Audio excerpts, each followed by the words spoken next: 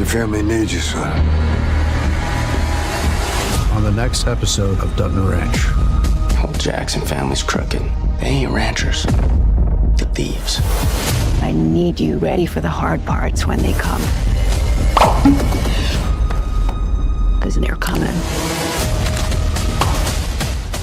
There is a moment in this trailer where everything you thought you understood about this family shatters completely. A man stands over a hospital bed watching the woman who raised him fight for her life, and he is not praying she survives. He is quietly calculating how long he can control everything before she wakes up. And the person who should stop him has already walked away with nothing left to lose. This is not just another episode. This is the moment the Dutton Ranch descends into complete and total chaos. The trailer for episode 8 of Dutton Ranch just dropped, and I need you to understand something before we go any further into this breakdown. This is not just a preview of what is coming next week. This is a warning. This is the show telling us that every single person connected to this family has been pushed to the absolute breaking point. And what happens in this episode is going to fundamentally change the course of everything that comes after it. The piece that seemed possible just one episode ago is officially gone. The careful strategies that Beth and Rip spent weeks constructing are about to become completely useless. And the man who is now functionally in control of the entire Dutton operation is someone who does not negotiate, does not hesitate, and absolutely does not care about the consequences of his actions. Let me start with the image that will haunt you for the rest of this season. Rob Will is standing at his mother's bedside.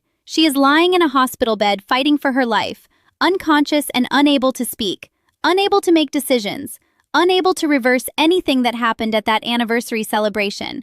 And Rob Will is standing right there beside her, positioned exactly where her authority used to exist. He looks like a devoted son. He has positioned himself perfectly to seem caring, to seem present, to seem like he is desperately hoping his mother will wake up and recover. But here is what the trailer is really showing us, and this is where it gets genuinely chilling. He is the reason she is in that bed in the first place.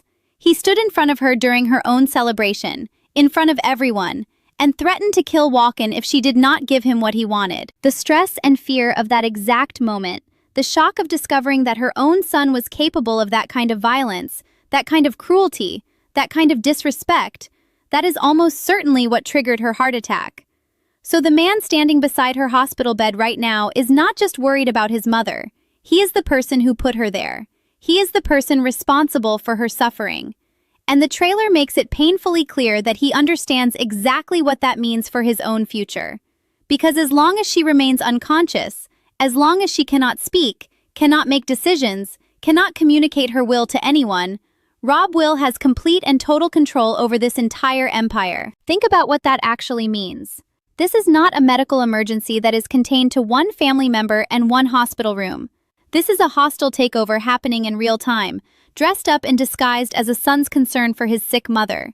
Every single day that Bula remains in that hospital bed is another day that Rob Will gets to act like the head of this entire operation without ever having to prove he deserves it.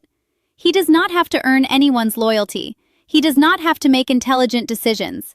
He does not have to demonstrate that he has the wisdom or the strategic mind to run something this complex.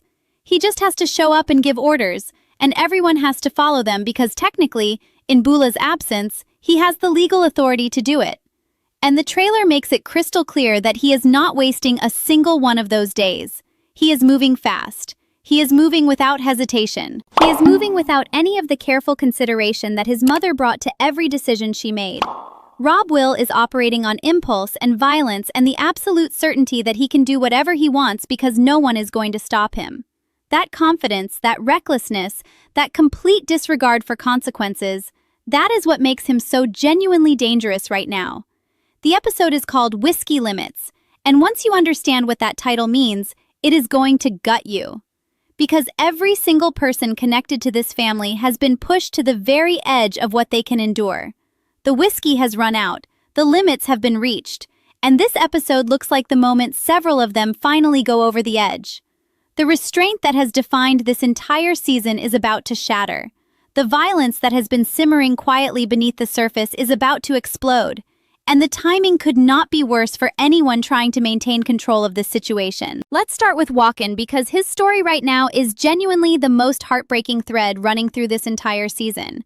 We learned something in the episodes leading up to episode 8, Something that completely reframes everything we thought we understood about why Bula took him in and raised him in the first place. She did not take him in out of kindness. She did not raise him because she loved him the way a mother loves a child. She raised him because she owed an enormous debt to his father, a man named Mariano, who protected her during the most dangerous and devastating period of her entire life. Walken's entire existence inside this family was built on a debt being repaid, not on genuine love freely given. His place in this family was never about him. It was about obligation. It was about repayment of a debt that was never his to carry. And he has spent his entire life believing that he belonged here, believing that he was loved, believing that he had earned his position through loyalty and hard work and dedication to the family. But the truth is so much darker than that. When Bula stood in front of an entire room of guests at her anniversary celebration and chose Rob Will over him, when she stripped him of everything he had worked his whole life to earn, she did not just disappoint him. She destroyed the only relationship in his life that was ever actually built on something real instead of fear or obligation. The one thing that held him to this family, the one thing that made him believe his suffering meant something, the one thing that justified all the pain he has endured, that was the belief that Bula loved him, that Bula valued him, that Bula saw him as her son. But now he understands the truth. She never did. She was repaying a debt. And now that debt has been settled. Now that she has made her choice public, now that she has shown everyone exactly where her loyalty lies, that debt is canceled. The trailer shows him walking away completely untethered. He has nothing left holding him to this family anymore. He has nothing left to lose. And a man with nothing left to lose is a man who can become extremely dangerous to anyone who stands in his way. But that is not even the most devastating part of what is happening in this episode. Because Walken is not the only person who has reached their breaking point, and he is not the only person who is about to make a decision that will have catastrophic consequences for everyone connected to this family. So who else is walking away? And what happens when the people holding this family together finally decide they have had enough? Now let's talk about Everett, because watching him reach his breaking point in this trailer is heartbreaking in a completely different way than what we are seeing with Walken. This man has spent the entire season being the one steady, restrained, quiet presence in a family absolutely overflowing with chaos and violence. He has watched everything from a careful distance, offering wisdom when it was needed, never inserting himself further than necessary into situations that were not his to control. He has maintained his composure through betrayals, through loss, through the kind of darkness that would have broken most people years ago. But this trailer shows him doing something we have not seen from him before. Something that signals he has finally understood the severity of what is actually happening.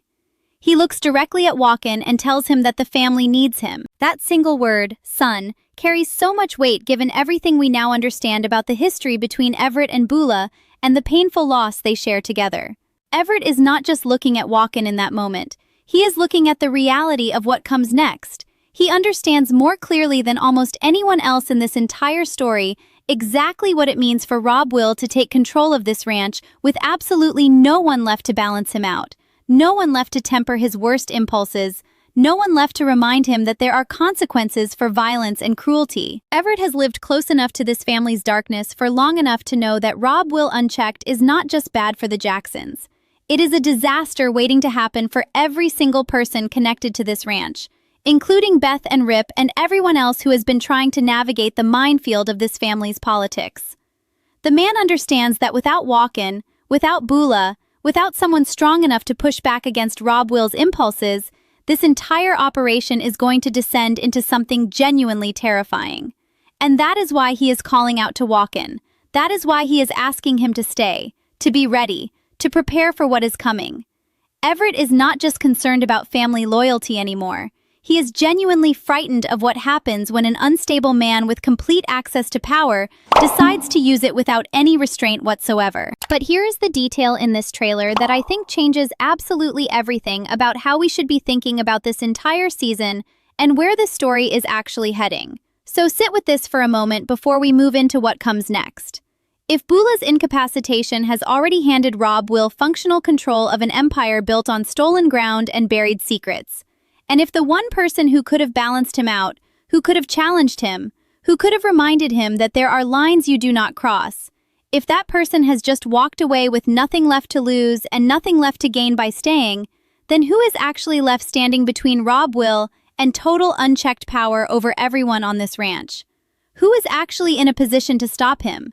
Because the answer to that question is absolutely terrifying, and it is going to determine whether this family survives what comes next or burns completely to the ground. Let's talk about Rip, because the trailer for this episode puts him in the most dangerous position he has occupied since he arrived at this ranch. And the absolutely terrifying part is that he does not even fully understand the depth of the danger he is actually standing in right now. Think about what Rip has built his entire strategy around since the very beginning. He studied Bula. He learned how she thinks, how she negotiates, how she protects this family, what lines she will cross, and what lines she absolutely will not. Every single move that Beth and Rip made together was calculated around navigating a woman who, despite everything dark about her, still operated with some degree of structure and predictability. She made deals. She honored agreements when it benefited her. She thought several steps ahead before acting. She was dangerous, but she was strategically dangerous. You could anticipate her moves. You could prepare for her decisions. You could outthink her if you were smart enough and patient enough.